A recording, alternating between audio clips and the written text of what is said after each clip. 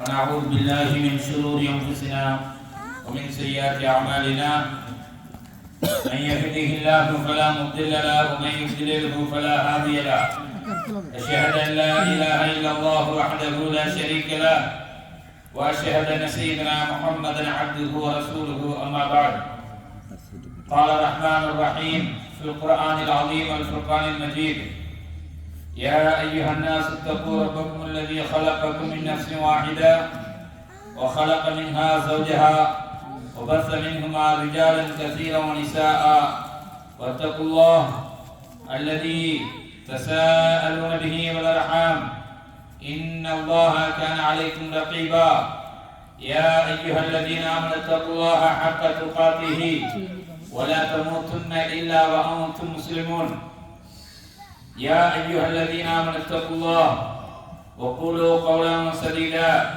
يصلح لكم أعمالكم ويغفر لكم ذنوبكم ومن يطع الله ورسوله فقد فاز فوزا عظيما قال النبي صلى الله عليه وسلم إن أصدق الحديث كتاب الله وخير الهدي هدي محمد صلى الله عليه وسلم شر الأمور محدثاتها وكل محدثة بدعة وكل بدعة ضلالة وكل ضلالة في النار எல்லாம் அல்ல அல்லாஹ்வை போற்றி புகழ்ந்து ஷவால் மாதத்தினுடைய முதல் தேதியில சரியான நாளில் இறை வணக்க வழிபாட்டை 2 வழிபாடுகளை நிறைவேற்றிவிட்டு நாம் எல்லாம் இந்த ஃபுத்வால பங்கெடுத்து இருக்கிறோம். இஸ்லாம் நமக்கு காட்டி தந்த 2 திருநாட்கள் பெருநாட்கள், ஒன்று ரமலான் முடிந்ததும் வரக்கூடிய ஷவ்வால் மாதத்தினுடைய முதல் தினம், அதான் இன்றைய தினம். இன்னொன்று தில்ஹஜ் மாதத்தினுடைய 10ஆம் நாள். இந்த 2 தினங்களும் இஸ்லாம் அல்லாஹ்வின் தூதரால் நமக்கு வணக்க வழிபாட்டுக்குரிய நாள்களாக, கொண்டாடப்படக்கூடிய நாளாக, பிறந்த நாள் கூட நமக்கு கொண்டாடப்படக்கூடிய நாளாக அல்லாஹ்வுடைய தூதர் காட்டி தரல. கல்யாண நாள் கூட காட்டி தரல. நம்ம தான் அதெல்லாம் அடுத்தவர்களுடைய கலாச்சாரத்தை நாம எடுத்துக்கொண்டோம். கல்யாண டே கொண்டாடுறது, பிறந்த நாள் கொண்டாடுறது, அல்லாஹ்வுடைய தூதர் காட்டி தந்த வருஷம் வருஷம் கொண்டாடணும்னு சொன்னா அது இந்த தினம். ரம்ஜான் நினைப்பாங்க, இது ரம்ஜானே கிடையாது. ரம்ஜானா இது ஷவ்வால். ரம்ஜான்னா நேற்று, இன்னைக்கு 21 அதோட ரம்ஜான் முடிஞ்சு போச்சு. இது ஷவ்வால். நிறைய மக்களுக்கு அதுவே தெரியல. நாம ரம்ஜான் பண்டிகைன்னு நினைக்கிறோம். ரம்ஜான் நோன்பு நோற்று அந்த வணக்க வழிபாடு. ஷவ்வால் மாதத்தினுடைய முதல் தேதியில கொண்டாடக்கூடிய இது ஈதுல் ஃபித்ர். இது பேர் என்ன? நோன்பு பெருநாள் போடுவாங்க நிறைய மக்கள். எல்லாரும் அப்படிதான் போட்டுட்டு இருக்காங்க. நம்ம போஸ்டர்லாம் பாருங்க, நோன்பு பெருநாள் இருக்காது, ஈதுல் ஃபித்ர். ஈதுனாலே திருநாள்னு அர்த்தம். ஃபித்ர் நோன்பை விட்டதனால் ஏற்பட்ட, ஃபித்ர்னா இஃப்தார், இஃப்தார்ல இருந்து. அப்போ ஈதுல் ஃபித்ர் நோன்பை விட்டதின் பிறகு ஏற்படக்கூடிய முதல் தினம். இது கொண்டாடப்படக்கூடிய தினமாக அல்லாஹ்வுடைய தூதர் காட்டி தந்தார். இஸ்லாம் இந்த வழிபாட்டு இந்த தினத்தை வழிபாட 2 வழிபாடை கொண்டு நமக்கு போதிக்க இருக்கிறார். 2யுமே நம்ம நிறைவேற்றி இருக்கிறோம். ஒன்று படைத்தவனை வணங்குவது, இன்னொன்று படைப்புகளுக்கு வழங்குவது. இந்த 2 தான். மற்றவர்கள் எல்லாம் திருநாட்கள் கொண்டாடுவாங்க. அந்த திருநாட்கள்ல தங்களுடைய பொருளாதாரம் நஷ்டமாகுவதை தான் பார்க்கிறோம். இஸ்லாம் மட்டும்தான் பொருளாதாரத்தை மல்டிப்ளை ஆகக்கூடிய ஒரு வியாபாரமாக ஆக்கித்தரு. தர்மம். இப்ப நாமெல்லாம் சதகத்துல் ஃபித்ர் கொடுத்தோம், பெருநாள் தர்மம் சொல்லி கொடுத்தோம்ல நேற்றைய தினம். எல்லாம் சின்ன பிள்ளை, நோம்பைக்காத பிள்ளை கூட அல்லாஹ்வுடைய தூதர், ஏன்னா நீ கொண்டாடப்படக்கூடிய நாளில் உன்னோடு சேர்ந்து இருக்கக்கூடிய சக சகோதரன் சக சகோதரி பசித்து இருக்கக்கூடாது. அவங்க சாப்பாட்டுக்கு வழி இல்லை, எனக்கு இன்றைய தினம் கொண்டாட வழி இல்லை அப்படின்னு இருக்கக்கூடாதுன்னு சொல்லி ஒரு வழிபாடாகவே ஆக்கி தந்தது இஸ்லாம். அப்ப 2 வழிபாட்டு நாட்களையுமே அப்படிதான் இஸ்லாம் போதித்து இருக்கிறார். அப்படி சிறப்பான ஈதுல் ஃபித்ர் இந்த தினத்துல சதகத்துல் ஃபித்ர் கொடுத்திருக்கிறோம். 2 ரக்காத் படைத்தவனை வணங்கி இருக்கிறோம். அதை தொடர்ந்து குர்ஆன் ஹதீஸின் வழிய செய்திகளை நாம செவியேற்றுக் கொண்டு இருக்கிறோம். அல்லாஹ் அருள் செய்யணும். முஹம்மது ஸல்லல்லாஹு அலைஹி வஸல்லம் இந்த தினத்துல நிறைய இந்த வணக்க வழிபாட்டுக்கு பிறகு அல்லாஹ்வுடைய தூதர் அதிகமாக போதித்தது என்ன அப்படின்னு சொன்னா, தான தர்மங்கள் அதிகமாக கொடுக்கணும். முஹம்மது ஸல்லல்லாஹு அலைஹி வஸல்லம் ஆண்கள்ட்ட இப்படி பேசினாங்களாம், பேசிட்டு பெண்கள் பகுதியில் போய் பேசினாங்களாம். இப்போ நமக்கு மைக் இருக்கிறதுனால பிரச்சனை இல்லை. அந்த காலத்துல மைக்கு இல்ல, கூட்டம் பெருங்கூட்டமா இருக்கும்போது பெண்கள் பகுதியில போய் அல்லாஹ்வுடைய தூதர் இதே குத்துபாவை மீண்டும் ரிப்பீட் பண்ணாங்க, அதை மீண்டும் பேசினாங்க. அப்ப பெண்கள் தங்களுடைய அணிகலன்கள் ஆபரண தங்கங்கள் இருக்குங்களா அதெல்லாம் அள்ளி கொடுத்தாங்களா. அந்த அளவுக்கு அல்லாஹ்வுடைய தூதர் அந்த தர்மத்தினுடைய உச்சத்தை அதனுடைய முக்கியத்துவத்தை சொன்னார். அதுக்கு ஒரு சம்பவத்தை பாருங்களேன். முஹம்மது ஸல்லல்லாஹு அலைஹி வஸல்லம் மஸ்ஜித் நபவியில இருக்கிறார். இருக்கக்கூடிய நேரத்துல ஒரு கௌமு முதர் என்று சொல்லப்படக்கூடிய ஒரு கோத்திரம் இருக்கிறது. ஒரு குடும்பத்தை சார்ந்த ஒரு கோத்திரத்தை சார்ந்த சமூகத்தை சார்ந்தவர்கள் வராங்க. வரக்கூடிய நேரத்துல அவர்கள் எப்படி இருக்காங்கன்னா பஞ்ச பராதிகளா இருக்காங்க. ஒராத்தும் அது எப்படி வருதுன்னா அரை நிர்வாணிகளாக. அரை நிர்வாணி எப்போ மனுஷன் ஃபேஷன் பேப்பர்ல அரை நிர்வாணியா நடக்கிறான், அது இல்லை. கூடுவதற்கு சரியான உடை இல்லாம ஆடை இல்லாத நிலையில அரை நிர்வாணிகளாக வந்தார்கள். செருப்பு, ஒருத்தருக்கு செருப்பு இருக்கு, ஒருத்தருக்கு செருப்பு இல்லை. இன்னைக்கு செருப்பு வாங்கி கொடுத்தாலே போடாமலையா நம்ம பிள்ளை, அது ஒரு பக்கம். அவங்களுக்கு போடுறதுக்கு செருப்பு கிடையாது. உடைந்த வாள்கள். அரபுகளுடைய வளமை என்னன்னா அவங்க இங்க உள்ள சீக்கியர்கள் மாதிரி வாள் வைத்திருப்பதுதான் அவர்களுடைய அந்த கம்பீரம், கெத்து. அப்ப அந்த வாள்கள் கூட அவங்கள்ட்ட என்ன உடைஞ்சிருக்கு, பார்த்தா பஞ்ச பரதேசியா இருக்காங்க. பார்ப்பதற்கு பஞ்ச பரதேசினா அது தமிழ் வார்த்தை தான், நீங்க வேற மாதிரி எடுத்துட வேண்டாம். பஞ்ச பராதிகள் சொல்லுவோம்ல, அப்படி இருக்கிறாங்க. அல்லாஹ்வுடைய தூதர் அந்த சமூகத்தை பார்த்துட்டு அப்படி முகமெல்லாம் ரொம்ப இதாயிடுச்சு, கவலை தோய்ந்ததா போயிடுச்சு. உடனே ரசூல் ஸல்லல்லாஹு அலைஹி வஸல்லம் பிலாலை கூப்பிட்டாங்க. ஆயா சதுருன் நகான்னு பகலினுடைய அந்த நடுப்பகுதியில், அது நுகருடைய டைம் மாதிரி தெரியுது. பிலாலை கூப்பிட்டு காமத்தி சலாவுக்கு எக்காமத்து சொல்லுங்க. அவர் சொன்னார், அல்லாஹ்வுடைய தூதர் தொழுகை நடத்துகிறார். அந்த அரை நிர்வாணிகளாக வந்தவர்கள் அவர்களும் சேர்ந்து தொழுதார்கள். அதை பார்த்துட்டு ரசூல் ஸல்லல்லாஹு அலைஹி வஸல்லம் முகமெல்லாம் ரொம்ப கவலை தோய்ந்து ரொம்ப மன சங்கடத்தோடு எழுந்தாங்க. சும்மா கத்தவ அல்லாஹ்வுடைய தூதர் குத்துபா பண்ணாங்க. என்ன செய்யறாங்க, பிரசங்கம் பண்றாங்க. மக்களே, யா அய்யுஹன்னாஸ் யா அய்யுஹல்லதீன ஆமனூ, ஈமான் கொண்ட மக்களே, இத்தகுல்லாஹ், அல்லாஹ்வை அஞ்சிக் கொள்ளுங்கள். அல்லாஹ்வுடைய அச்சத்தை போதிச்சுட்டு வல்தன்துர் நஃப்சும் மா கத்தமத் லிகதின் வத்தகுல்லாஹ், நாளைக்கு நீ என்னப்பா தயாரிப்பு பண்ணியிருக்க.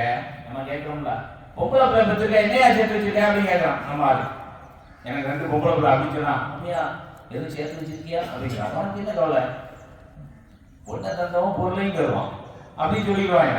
இவனுக்கு கவலை இல்லாம பொருளாதாரம், அதாவது உலகத்தில் உள்ள பொருளாதார மோகம் மட்டும்தான். பிள்ளை காலேஜ் போறான், ஏதாவது சேர்த்து வச்சிருக்கியா, பிள்ளை கல்யாணம் வருது, ஏதாவது சேர்த்து வச்சிருக்கியா, இதெல்லாம் நார்மலா தான். கேட்கறது தப்புன்னு சொல்ல மாட்டேன், கேட்கலாம், இது ஒண்ணு தப்பு கிடையாது. ஆனா அல்லாஹ்வுடைய தூதர் எதுக்கு முக்கியத்துவம் கொடுக்கிறாங்கன்னா, நாளை மறுமைக்கு நீ என்ன சேர்த்து வச்சிருக்கா, உங்களை நீங்களே சுய பரிசோதனை செய்யுங்கள். நாளைக்காக உங்களுடைய தயாரிப்பு என்ன, உங்களுடைய டெபாசிட் என்ன பிக்சர் பண்ணிருக்கீங்க. நாளை செத்து போனா அல்லாஹ்ட்ட போயிருவீங்க. அப்ப உங்களுடைய நன்மை தட்டு கணக்கு இருந்தால் உங்களுடைய வாழ்க்கை சிறப்பாக மறுமை அமையும். அதற்காக உங்களுடைய தயாரிப்பு என்ன. மக்களே, உங்களுக்கு சரியான ஆஃபர் வந்திருக்கு. அல்லாஹ்வுடைய தூதர் சொல்றார், உங்களுக்கு சரியான ஆஃபர். இந்த வார் நம்முடைய சகோதரன், அல்லாஹ்வை ஏற்றுக்கொண்டவன், என்னை ஏற்றுக்கொண்டவன், உங்களை என்னை போல தொழக்கூடியவன் ஒண்ணுமில்லாம வந்திருக்கான். பஞ்ச பராதிகளாக வந்திருக்கிறார்கள். நாளை மறுமையினுடைய வாழ்க்கையை நீங்கள் சீர் செய்து கொள்வதற்கு, அதை சரி செய்து கொள்வதற்கு நல்ல வாய்ப்பு கிடைத்திருக்கிறது. மெகா ஆஃபர் உங்களுக்கு. அல்லாஹ்வுடைய தூதர் சொல்றாங்க, இவர்களுக்கு உங்களுடைய பொருளாதாரத்தை அனுப்பி கொடுங்க. ஒரு நபித்தோழர் போனார், எந்திரிச்சு முதல் நபரா ஒரு ஆள் எழுந்து போய் தன்னுடைய வீட்டில் உள்ள எல்லா பொருளையும் தூக்கிட்டு ஒரு பையில கட்டி கொண்டு வராரு. தூக்க முடியாம தூக்கிட்டு வராரு. இப்படி திரும்பி பார்த்தாங்க, என்ன இவ்வளவு பெரிய பொருளை தூக்கிட்டு வரான்னு எல்லாரும் எழுதிச்சுட்டாங்க.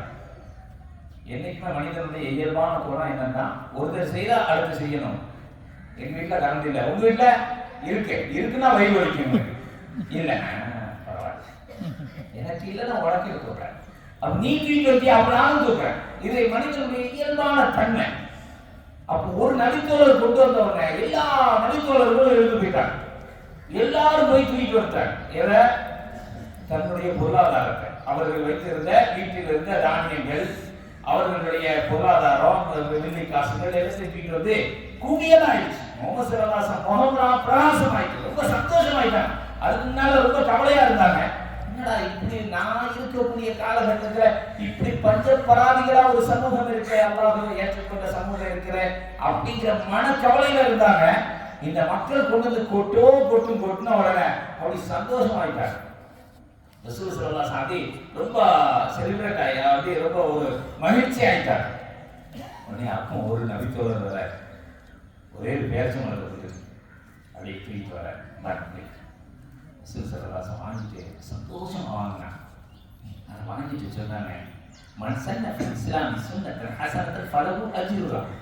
எவர் ஒருவர் இஸ்லாத்துல அடிப்படையாக காட்டி தரப்பட்ட ஒரு, எல்லாரும் சொல்லுவாங்க இந்த ஹதீஸை, வலவு பிஷுக்கை தம்ரத்தின், ஒரு பேரித்தபல அளவாவது நீங்கள் கொடுத்து உங்களுடைய நாளை மறுமையை தயாரிப்பு செய்து கொள்ளுங்கள், நரகத்தை பயந்து கொள்ளுங்கள் என்று ஒரு ஹதீஸை நீங்க எல்லாம் கேள்விப்பட்டிருப்பீங்க. எல்லாரும் சொல்லக்கூடிய எல்லா மொழிமார்களும் சொன்னது அது இந்த சம்பவத்தின் ஊடாக சொல்லப்பட்டதுதான். வலவு பிஷுக்கை தம்ரத்தின், ஒரு பேரித்தபலத்தினுடைய ஒரு துண்டை கொண்டு வந்து கொடுத்தாவது நாளை மறுமைக்கான தயாரிப்பை நீங்கள் சரி செய்து கொள்ளுங்கள் என்று அல்லாஹ்வுடைய தூதர் அந்த நேரத்தில் சொன்னாங்க. அந்த ஒரு பேச்சுமத்தையாக குறிச்சு விடுறோம். அதனால் குறைத்து தரக்கூடியவர்களை குறைவா நினைக்கக்கூடாது. ரசூல் ஸல்லல்லாஹு அலைஹி வஸல்லம் மகிழ்வா அதை ஏற்றுக்கிறார். அப்படியே கூடிச்சு அந்த மக்களினுடைய அனைத்து பைகளையும் நிரப்பி அப்படி நல்ல உரமா போய் இல்லைன்னு முஹம்மது ஸல்லல்லாஹு அலைஹி வஸல்லம் முதல் கோத்திரத்தார அந்த சமூகத்தை வழி அனுப்பி வைத்தார்கள் என்ற செய்தியை பார்க்கிறோம். அவங்க நபித்தோழர்கள் எப்படின்னா தங்களிடம் தனக்கு தேவை இருந்தோம். அல்லாஹ்வே குர்ஆன்ல சொல்றான், அவர்கள் தங்களுக்கு தேவை இருப்பினும் தன்னுடைய சகோதரனையே முக்கியத்துவப்படுத்துவார்கள்.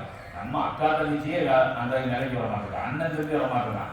நல்ல படம் எனக்கு வேணுது, பிள்ளை 2 பிள்ளை இருக்குன்னு சொன்னா நல்ல பொருளா தான் இதுதான் பெருசு எனக்கு வேணுது, சின்னவன் எனக்கு தான் பெருசுன்னு சண்டை போடுறான். அவனுக்கு சொல்லி கொடுக்குறது, ஏய் நீ எதை விரும்புகிறாயோ அதை உன் அக்காவுக்கு, உன் தம்பிக்கு, உன் தங்கச்சிக்கு, உன் அண்ணனுக்கு நீ விரும்பணும் அப்படி பிள்ளைகளுக்கு சொல்லிக் கொடுக்கணும். நபித்தோழர்களுக்கு அல்லாஹ்வுடைய தூதர் அதைத்தான் பாடம் நடத்துறாங்க.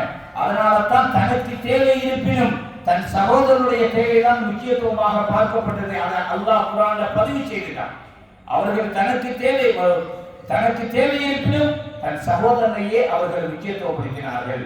அப்ப கௌம முதலுக்கு அல்லாஹ்வுடைய தூதர் மிகப்பெரிய பொருளாதார குவியலை கொடுத்து அனுப்பினார்கள். நாளை மறுமைக்கான ஒரு வாய்ப்பை முஹம்மது ஸல்லல்லாஹு அலைஹி வஸல்லம் ஆஃபர் அறிவிக்கும் போது அந்த மெகா ஆஃபரை எல்லோருமே பயன்படுத்தினார்கள். அதே மாதிரி அந்த பெருநாள் தினம் இருக்க ஷவ்வால் மாதத்தினுடைய முதல் நாள், இதுலையும் அல்லாஹ்வுடைய தூதர் ஆஃபர் அறிவிச்சிருக்காங்க. தான தர்மங்கள் செய்வது நிறைய நன்மைகளை பெற்று தரும். அல்லாஹ்வுடைய தூதர் இந்த தினத்துல நிறைய தர்மம் செய்யணும்னு சொன்னாங்க, நிறைய திக்ர்கள் செய்யணும்னு சொன்னாங்க. நம்ம அல்லாஹ்வுடைய தக்பீர் சொன்னோம், தொழுது இருக்கிறோம், கொத்துபாவை செலியேற்று இருக்கிறோம், அடுத்து போய் ஏழை எளியவர்களுக்கு கொடுத்திருக்கிறோம், இனிமேலும் கொடுப்போம். நிறைய தான தர்மங்களை அள்ளி கொடுக்க வேண்டும். இந்த தினம் ஆஃபருக்குரிய தினம். அல்லாஹ்வுடைய தூதர் அது இரட்டிப்பு தரக்கூடிய ஒரு தினமாக முஹம்மது ஸல்லல்லாஹு அலைஹி வஸல்லம் சொல்லி தந்தாங்க.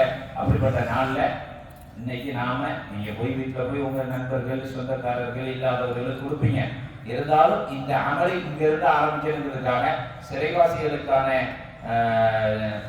வசூலாகவே இங்க கொடுக்கக்கூடிய அந்த நன்மைக்காக கொடுக்கப்படக்கூடிய அந்த பொருளாதாரம் சிறைவாசிகளினுடைய சிரமத்திற்கு, அவர்களுடைய சிரமத்தை நீக்குவதற்கே கொடுக்கப்படுது. வருஷம் நம்ம ஜமாத்துல அந்த ஆண்டு வரக்கூடிய அந்த பொருளாதாரத்தை அந்த மக்களுக்கு தான் கொடுக்குறோம். அதனால் உங்களுடைய அமலை இங்கிருந்தே தொடங்கிடும். வசூல் பண்ணுவாங்க. அதில் என்ன செய்யுங்க, அந்த சிறைவாசிகளுக்காக நிறைய உங்களுடைய தர்மங்களை நிறைய கொடுக்கணுங்கிறத இந்த நல்ல சமயத்தில் உங்களுடைய சிந்தனைக்கு தருகிறேன். அல்லாஹ் ரப்பல் ஆலமீன் இந்த தினத்தில் எப்படி சந்தோஷமாக இருக்கிறோமோ அதுபோல எல்லா தினங்களிலும் அல்லாஹ் மகிழ்ச்சியையும், நம்முடைய நல்ல அமல்களை கடந்த மாதத்தில் நாம் எப்படி நிறைய செய்தோமோ அது மாதிரி வரக்கூடிய நாட்களையும் நிறைய நல்ல அறம் சார்ந்த அமல்களை செய்யக்கூடிய நன்மக்களாக அல்லாஹ் உங்களையும் என்னையும் ஆக்கியது புரிவானாக. اللهم اعز الاسلام والمسلمين واذل الشرك والكفر واليهود والنصارى والمشركين فانصرنا على القوم الكافرين. தலைவதற்கு முன்னதாக என்ன செய்யுங்க, துவா செஞ்சுக்கங்க.